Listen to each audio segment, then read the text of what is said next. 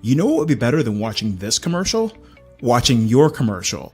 Join the party that is Make Your Day Richer TV by advertising your brand, business, or project during the show. Use us to promote what you're doing to make our viewers' day richer. Scan the QR code or visit makeyourdayricher.com/advertising to start promoting today.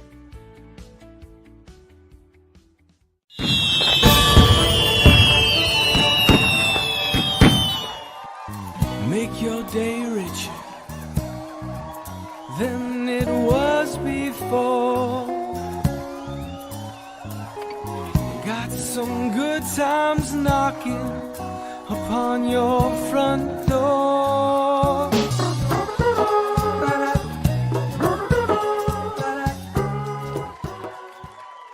Well, hello everyone. Welcome. Hey, my goal for the end of the year was 100,000 views and downloads of the show, and we're at 101,000. So thank you everyone who watches and shares and loves the show every day. Right now is a good time to share it because I'm just talking about nothing. So share the show, would you? And get us to 102,000 by tomorrow. Would that be fun? Or by Monday? Well, tomorrow. Tomorrow would be good too. And then we'll announce it on Monday. So thank you all for doing that. Let's see. What do I have to tell you? Oh, if you got Amazon gift cards for Christmas and don't know what to buy with them and you want to make your day richer, head over to our website at makeyourdayricher.com/shop. And it's a little Amazon shop of all the stuff that I love and that I think you'll love, and you should buy it. And it helps support the show. So head on over and do that if you want to go shopping this weekend, would you? Spend your Amazon cards. If you also are thinking your New Year's resolution is to start a podcast and you're like, but I don't have room in my house, I don't have the equipment, you can come here and do it in this studio. And we customize the studio for you, for your show, and everything's right here. If you just send an email to info@makeyourdayricher.com and say, hey, I want to start a podcast. Can we chat? We'll chat. You can come here and we'll figure that out. It'll be really fun. That's one of my goals for 2025 is to start helping more people with their podcasts, but doing it in person and really creating a space like we do here that is fun and more than just a green screen. Because this is not a green screen. This is realness back here, not a real tree. But it's very fun. So we can do that for you as well. Yesterday, I was talking about how I was getting my car detailed for the first time. Amazing. VIP Detailing is the name of the company. They're in the Charlotte area. If you are in the Charlotte area, VIP Detailing, the best. First of all, just great people. Shut up. They were here early. Bonus. They took them like 3 hours to do the entire car, which means they were working their butts off. And then they brought us through the entire car, everything they did inside and outside, and just really nice people. So I'm excited to have them back. We have a big hairy dog, and so the car gets dirty a lot. So VIP Detailing, thank you so much for the work you did yesterday. I appreciate it. All right, that's it. Should we get to the show? Because we have a really good show. We do. Let's go. Sarah Seltzer is here. What if a family's entire history, their secrets, their loves, and their betrayals were all expressed through song? That's the premise of The Singer Sisters, the captivating debut novel by my guest today. It's set against the backdrop of the 20th century folk rock scene. This book explores how music can become a powerful vehicle for personal drama and emotional truth. Here with Sarah Seltzer. Good morning. Hi. How are you? Doing all right. Yes. Do you have big New Year's resolutions, New Year's plans? My New Year's resolutions are always the same. They're always like exercise more, keep running, go to yoga, and make more time to write. So, Mhm. so yeah. So once the holidays are over, it is nice to start on good habits again. Yes. Yeah. Yeah. How about you? Oh gosh. I don't usually make resolutions because then I disappoint myself. I'm not so great with Yeah. those. But Yeah. just trying to be happier in general. Like, That's a good how do one. you just, exude happiness? Yeah, Yeah. I love When that. you were growing up, did you always want to be an author?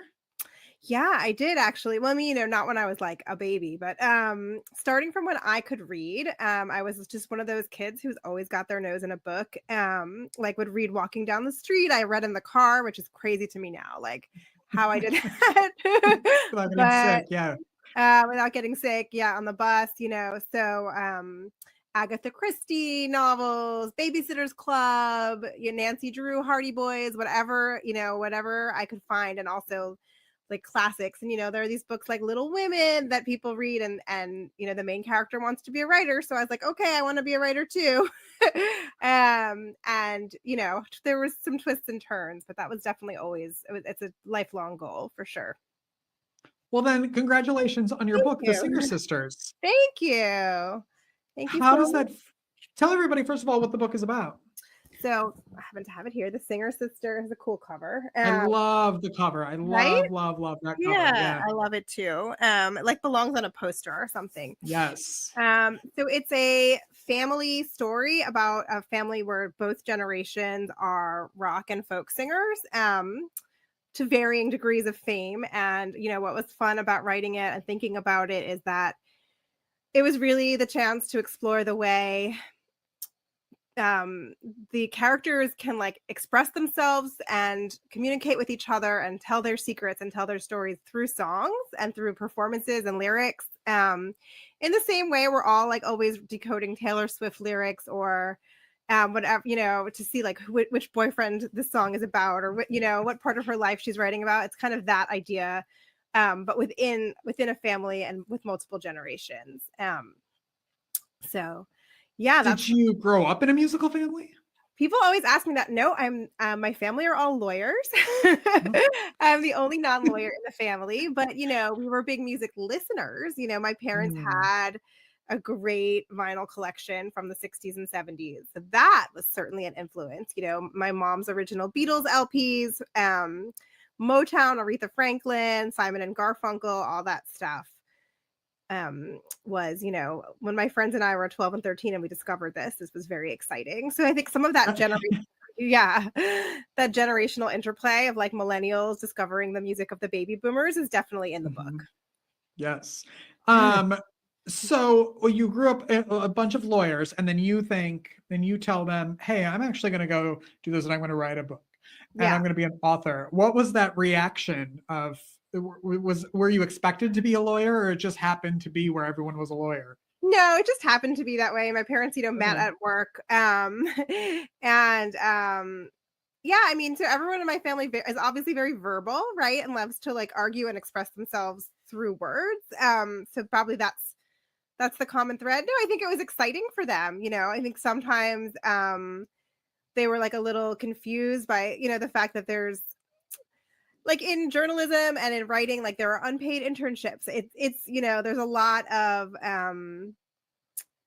conventions and stuff that are a bit different from like a traditional profession. So, that was always a little bit sort of, sometimes they would be like, but why, can't you just like go get a job at the New York Times or whatever? Mhm.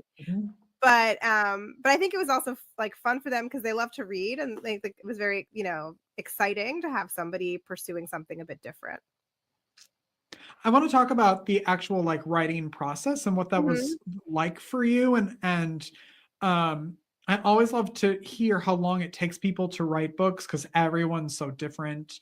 And I just was talking to another author, and I said, where does your inspiration, like, where do you get your ideas from?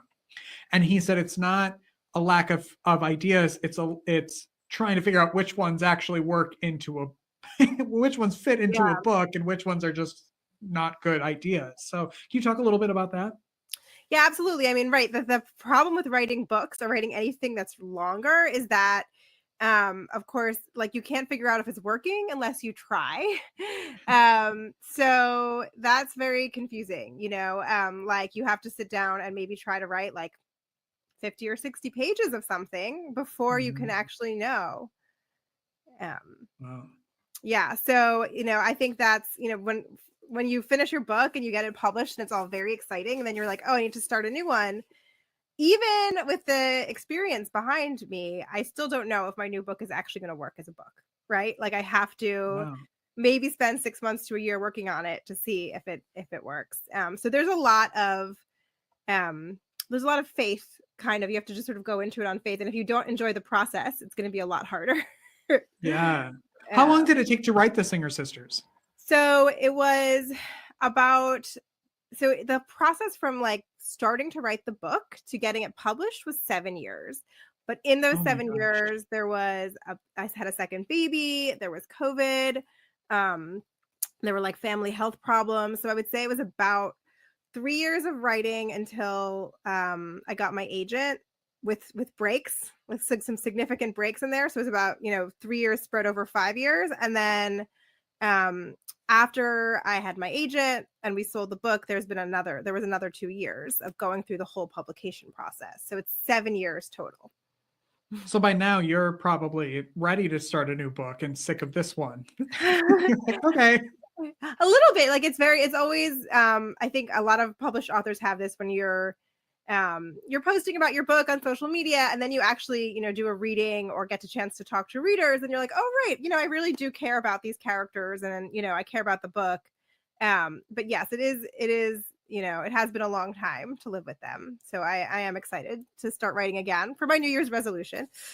Oh, perfect. Was there ever a time, because that's such a large amount of time, where you did think like, maybe this isn't good, maybe I should stop writing this, maybe I should stop working on this? Or Yeah, I mean, I think maybe your listeners will like this. At some point, I had a planner, and my husband, I was feeling discouraged or overwhelmed, and my husband, like, there was a part in the planner where you just like plan out your year, and he wrote like he plotted two trajectories onto it. Like he was like, "This is what happens if you keep writing and submit your novel," and he like drew a little like upward curve where it's like, then you sell your novel and people read it. And then he did like a flat one that was like, and then here's the one where you just continue to sit here and like worry about whether it's good enough. He's like, take take the first road. So that was a very helpful pep talk from him. I like your husband. He should write a book. Yes. I know. Yes, he is. Well, he's a professional editor. He's currently like, helping another friend of ours with a book. He's very good at like, talking to authors and giving pep talks. He's very talented at that. So I'm very lucky to have that in-house. Yeah. That's awesome. Yeah. What I was reading about like the characters in the book and the way that like the music is all intertwined. Can you talk about, because to me it was like, well, this needs to be a movie. Or at least a TV series. And you're like, yes, I know, right? Well, I mean, I'm like a child of TV. So I think that like anyone who is, I'm a sort of classic older millennial, anyone who's my age, who's writing fiction or even nonfiction is probably thinking of scenes from movies in our heads when we write. So I definitely think, I would obviously love to see it be a movie or a TV show. But yeah, it's so the way the novel is structured is it begins in the 1990s with a character who's a little bit older than I would be. She's like Generation X, and she's out with her guitar trying to make it big, and it's sort of the era of like Alanis and Tori Amos and all those kind of angry rock and roll female singers, and she wants to get famous and be like them. And her mom and aunt were in this sort of legendary folk band in the 60s that made a few really great albums that everyone talks about and everyone loves, and they're kind of like a Joni Mitchell, Joan Baez kind of vibe. But then they broke up, and her mom quit performing, and she doesn't support her daughter going out on the road. She wants her to be like go get a college degree and have a respectable career. And her daughter doesn't understand why. So much of the book is just her trying to figure out like what happened with her mom and why her mom left the music industry and why her mom is so negative about it. And her mom also is the other main character, and she kind of has to reconcile herself to her daughter taking a different path, forging her own path. Who would you say the book is for? It's for, I think that, a lot of reviews have said, oh, this is a book for music lovers. I think there's sort of two categories. I think there's music lovers are getting something out of the book. There's a lot of little references to real musicians, and sort of fictionalized stories that are loosely based on real things that happened. But I also think anyone who likes like a good family story, like good family drama with some secrets and, a couple of good, big family fights or whatever. That's also a really, that book, the book will work for you too, I think, even if the music stuff isn't 100% your bag.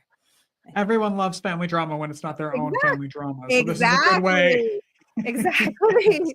And you're like, well, mine's not that bad. Never mind. Yeah. Yeah. No, exactly. My family has this very active WhatsApp chat where we like all our little arguments and stuff are always out in the open. There are no like big secrets. So it was fun to play around with a family that's a bit more melodramatic, That's funny.